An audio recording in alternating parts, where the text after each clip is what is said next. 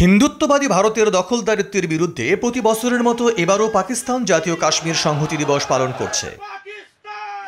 ৫ ফেব্রুয়ারি বুধবার সরকারি ছুটি, বিভিন্ন সভা, সেমিনার এবং নানা আয়োজনের মাধ্যমে রাষ্ট্রীয়ভাবে এই জাতীয় দিবস পালন করছে দেশটি।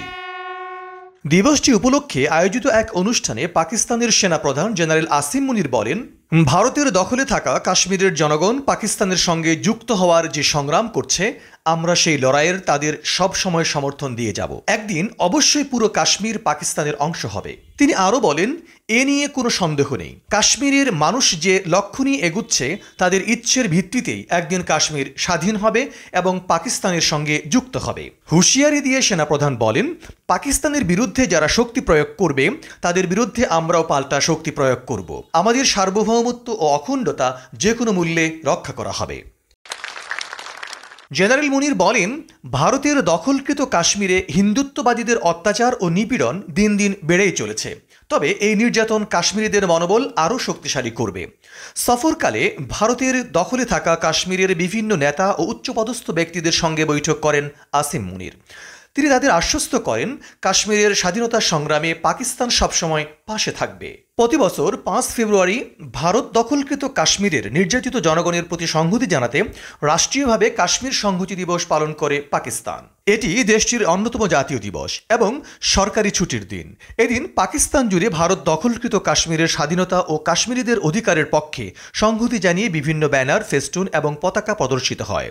দিবসটি পালনের অংশ হিসেবে পাকিস্তান সহ বিশ্বের বিভিন্ন দেশে পাকিস্তানি ও কাশ্মীরিরা এই বিষয়ক সভা, সেমিনার এবং অনুষ্ঠানের আয়োজন করে থাকে। ১৯৯০ সালে আজাদ কাশ্মীরের প্রেসিডেন্ট সর্দার মোহাম্মদ ইব্রাহিম খান ও পাকিস্তান জামায়াত ইসলামীর আমির কাজী হুসাইন আহমদের পরামর্শে পাঞ্জাবের তৎকালীন মুখ্যমন্ত্রী নওয়াজ শরীফ ৫ ফেব্রুয়ারিকে কাশ্মীর সংহতি দিবস হিসাবে নির্ধারণ করেন। পরবর্তীতে এই উদ্যোগকে পাকিস্তান প্রধানমন্ত্রী বেনজির ভুট্টো সমর্থন জানান।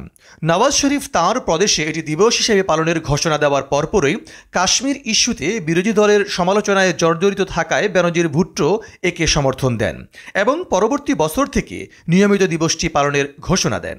তবে এটি জাতীয় দিবস হিসাবে আনুষ্ঠানিক যাত্রা শুরু হয় ২০০৪ সালে, যখন তৎকালীন প্রধানমন্ত্রী মীর জাফরুল্লাহ খান জামালি ও কাশ্মীর গিলগিট বাল্তিস্তান বিষয়ক মন্ত্রী আফতাব আহমদ খান শেরপাও একে সরকারিভাবে পালনের ঘোষণা দেন। সেই বছরেই ৫ ফেব্রুয়ারি স্বাধীন আজাদ কাশ্মীরের রাজধানী মুজাফফরাবাদে পাকিস্তান প্রধানমন্ত্রী জামালি কাশ্মীর আইন সভা এবং জম্মু কাশ্মীর কাউন্সিলের যৌথ অধিবেশনে ভাষণ দেন।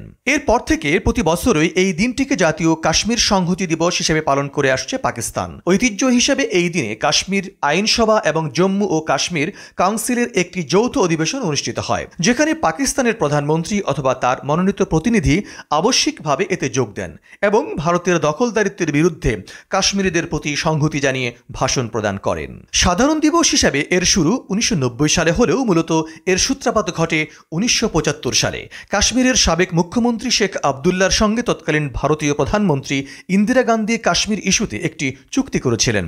তৎকালীন পাকিস্তানি প্রধানমন্ত্রী জুলফিকার আলী ভুট্টো সেই চুক্তির বিরুদ্ধে প্রতিবাদ করে ২৮ ফেব্রুয়ারির কাশ্মীর সংহতি দিবসের ডাক দেন, যার প্রেক্ষিতে পুরো পাকিস্তান ও কাশ্মীরের জনগণ রাস্তায় নেমে এসেছিল এবং ভারতের বিরুদ্ধে তীব্র প্রতিবাদ জানানো হয়েছিল।